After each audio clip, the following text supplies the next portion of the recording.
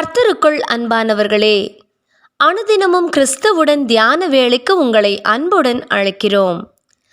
இன்றைய தியானத்திற்கான வேத வாசிப்பு யோபு 27ஆம் அதிகாரம் வசனங்கள் 1 முதல் 23 வரை.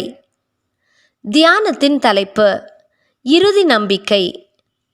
மாயக்காரன் பொருளை தேடி வைத்திருந்தாலும் தேவன் அவன் ஆத்துமாவை எடுத்துக்கொள்ளும்போது அவன் நம்பிக்கை என்ன? யோபு 27ஆம் அதிகாரம் வசனம் 8. இன்றைய சமுதாயத்திலே மக்கள் தமது நம்பிக்கையை பல்வேறு காரியங்களில் வைத்திருக்கிறார்கள். பணம்தான் நம்பிக்கை என்று சொல்லி தங்கள் வாழ்நாள் முழுவதுமே பணத்தை சம்பாதிப்பதிலேயே செலவிடுகிறவர்கள் உண்டு. அதுபோல படிப்பு, சொத்துக்கள், பிள்ளைகள் என்று பல்வேறு காரியங்களில் நம்பிக்கையை வைத்து அதற்காகவே அயராது உழைக்கிறவர்களும் உண்டு. நம் அனைவருக்கும் பரிச்சயமான யோபுவின் வாழ்வின் சம்பவம் நமக்கு கற்றுத்தருகிற பாடம் என்ன? ஒரே நாளில் யோபுவின் வாழ்வில் அனைத்து காரியங்களும் அழிந்து போயின. அவனுடைய வீடு, பிள்ளைகள், மிருக ஜீவன்கள், வேலையாட்கள், இப்படியாக அவனுக்கென்று இருந்த அனைத்தையும் இழந்தவனாக யோபு நிற்கிறான். அவனது மனைவி விரக்தியில் பேசும் வார்த்தைகளும் அவனது காதுகளில் கேட்கிறது. இவை எல்லாமே அழிந்து போனாலும் யோபுவின் நம்பிக்கையோ அழிந்து போகவில்லை. காரணம், அவன் தனது நம்பிக்கையை இந்த காரியங்களில் வைக்கவில்லை. அவனது நம்பிக்கையெல்லாம் சர்வ வல்லவர் மேலேயே இருந்தது.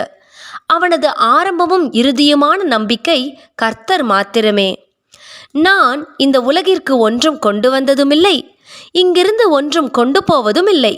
கர்த்தர் கொடுத்தார், கர்த்தர் எடுத்தார், அவருடைய நாமத்திற்கே ஸ்தோத்திரம் என்றார் யோபு. இவரே தான் மாயக்காரன் பொருளை தேடி வைத்திருந்தாலும் தேவன் அவன் ஆத்துமாவை எடுத்துக்கொள்ளும் போது அவன் நம்பிக்கை என்ன என்று சொன்னதும் இந்த யோபுவே. பிரியமானவர்களே, இன்று நமது நம்பிக்கை என்ன? நமது பிறப்புக்கும் இறப்புக்கும் இடையேயான காலப்பகுதிதான் நாம் இந்த உலகில் வாழ்கின்ற நாட்கள். நாம் எப்படியாக இந்த உலகிற்கு வந்தோமோ அதுபோலவே ஒரு நாள் இந்த உலகத்தை விட்டு மறைந்து போகிறோம். ஒரு ஊழியர் அடிக்கடி சொல்லுவார், நமது உடலை விட்டு உயிர் பிரிந்து விட்டால் அதன் பின் நம்மை பெயர் சொல்லிக்கூட யாரும் கூப்பிட மாட்டார்கள். இந்த உடலை எப்போது அடக்கம் செய்ய போகிறீர்கள் என்றே அனைவரும் கேட்பார்கள் என்பார். இதுதான் உண்மை. நமது உயிர் உடலை விட்டு புறப்பட்டு விட்டால் இந்த உடலில் ஒன்றுமே இல்லை. ஆனால் நாம் இந்த சரீரத்துக்காகவே வாழ்நாளெல்லாம் பாடுபடுகிறோம். தேவனோடு வாழும் அந்த வாழ்வுக்காக நாம் யாரும் ஆயத்தப்படுவதே கிடையாது. ஆனால் நாம் மரித்தாலும் தேவனோடு நித்தியமாய் வாழ்வோம் என்பதுதான் நமது உறுதியானதும் இறுதியானதுமான நம்பிக்கையாகும். அதற்காக ஆயத்தப்படுவோமா? கர்த்தராகிய ஆண்டவரே, நீரே என் நோக்கமும் என் சிறு வயது தொடங்கி என் நம்பிக்கையுமாய் இருக்கிறீர்.